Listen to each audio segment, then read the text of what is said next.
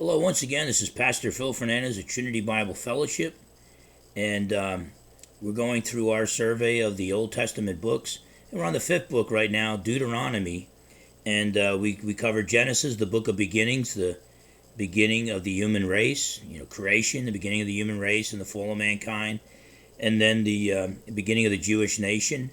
Exodus, Moses, God uses Moses to deliver the Jews out of Egyptian bondage. Leviticus, the rights for the tribe of priests, the Levitical priesthood.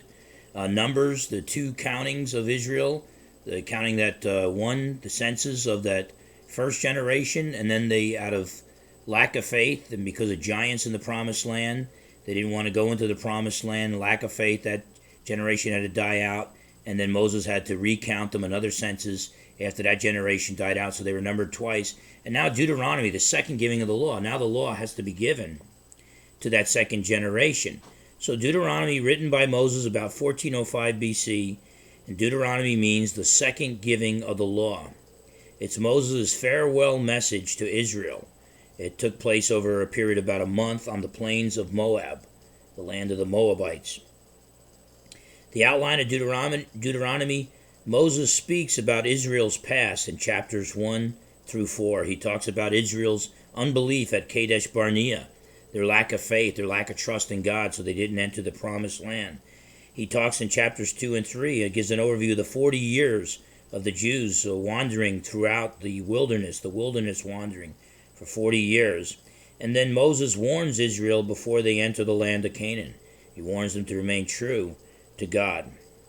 Now in chapters 5 through 26, Moses restates the Mosaic law, gives them the 10 commandments and other moral commands as well, and then ceremonial laws and civil duties.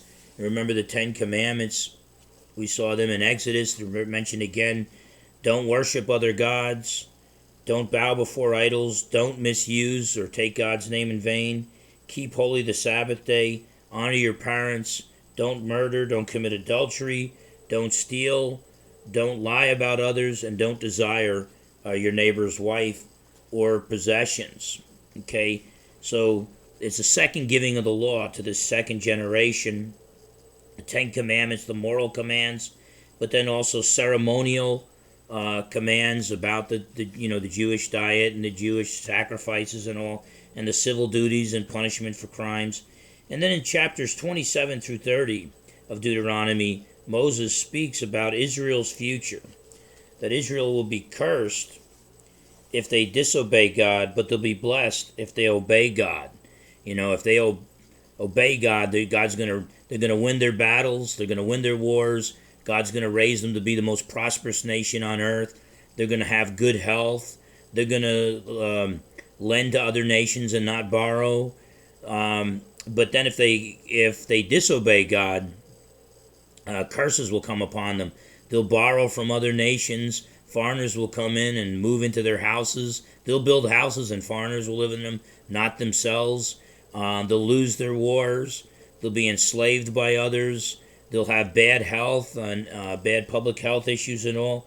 And so Israel will be cursed if they disobey God, blessed if they obey God.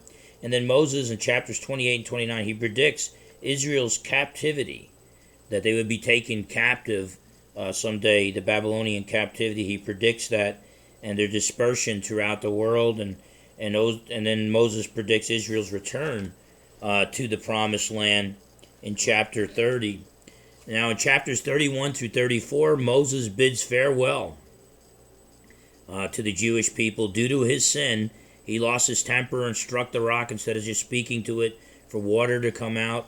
He disobeyed God. So due to his sin, he could not enter the promised land, and so Joshua would be his successor.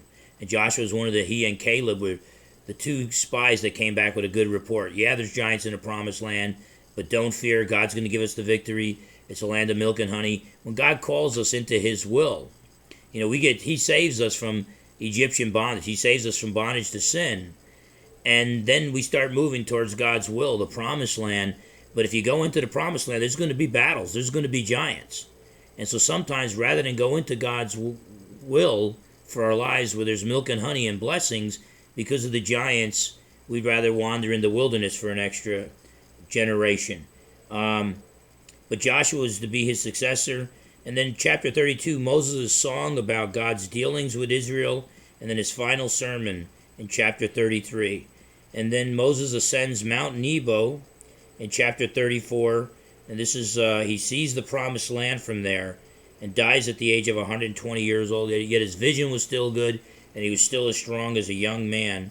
But he dies, and God provides for his burial up there on Mount Nebo, so he got to see the promised land, but not enter the promised land. Now, eventually, the Mount of Transfiguration, him and Elijah appear with Jesus, so Moses did eventually get to enter the promised land, but it was not during his lifetime. And so Joshua probably recorded the passage dealing with the death of Moses.